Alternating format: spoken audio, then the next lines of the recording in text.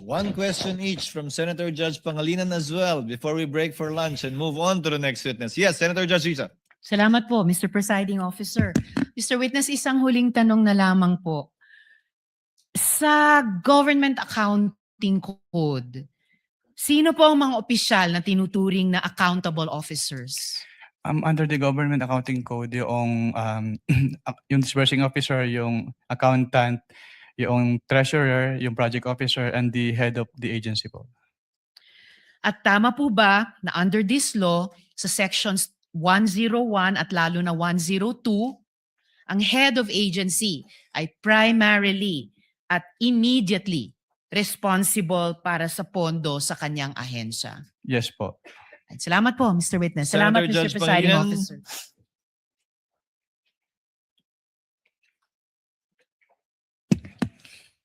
Yes, one or two questions, Mr. Presiding Officer. Doon sa 10 taon mong karanasan bilang auditor ng mga confidential funds, lahat ba ng 30 ahensya ng pamahalaan inuubos yung naka-allocate sa kanilang pondo? Meron pong iba na hindi po. Merong iba. Yes po. So merong nauubos. Yes po. At dito sa mga hindi nauubos, saan napupunta? Binabalik po nila sa National Treasury. Okay. So dito kasi sa 3 quarters, puro ano yun, no? Ubos lahat, no? 2022, 2023 first quarter, second quarter, diba? Yung mga inaudit mo, ubos lahat, di ba? Based on the documents po, Yes. yes po, Your Honor. Yes, okay. So pero merong mga ahensya hindi inuubos. Yes po, sa pagkakalala ko. Dito naman sa usapin nung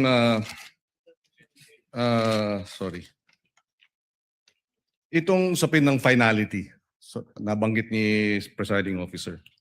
So pagka nasa pending sa Supreme Court, hindi pa final, no? Ngayon, kung halimbawa sa AOM sinubmit na ng Office of the Vice President at DepEd yung kompletong dokumento, walang problema, hindi ba? Wala na pong problema, Your Honor. So wala nang tutuloy sa notice of suspension. Yes po. Kung after the notice of suspension, nag-submit ang OVP ng lahat ng kinakailangan dokumento, di tapos na ang boxing, ika nga, wala nang problema.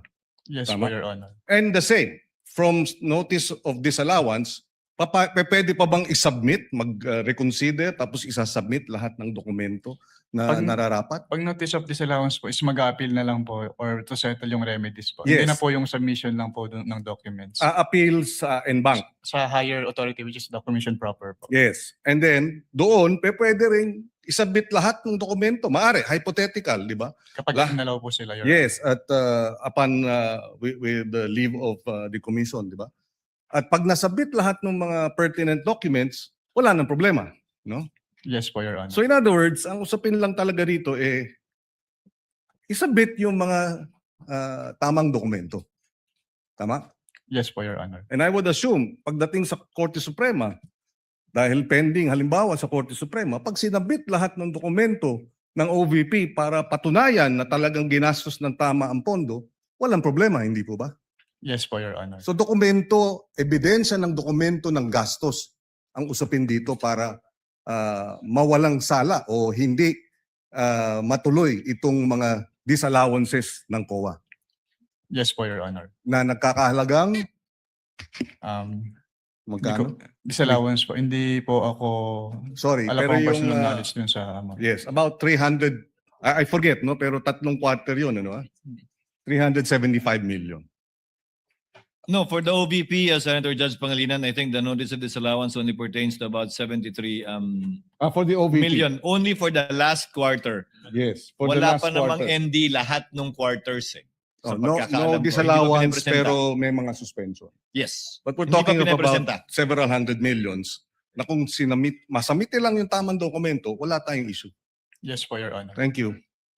Thank you, Senator Judge Pangilinan. Attorney Wamil, salamat po sa inyong oras at panahon at kooperasyon at pagsagot sa aming mga katanungan na may buong pasensya at katapatan sa abot na inyong nalalaman. You are excused, sir, and thank you very much. Thank you. We shall pause for lunch and shall resume at 1 p.m.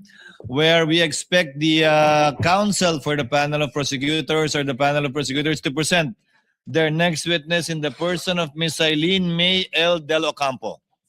We are on recess and shall resume at 1 o'clock.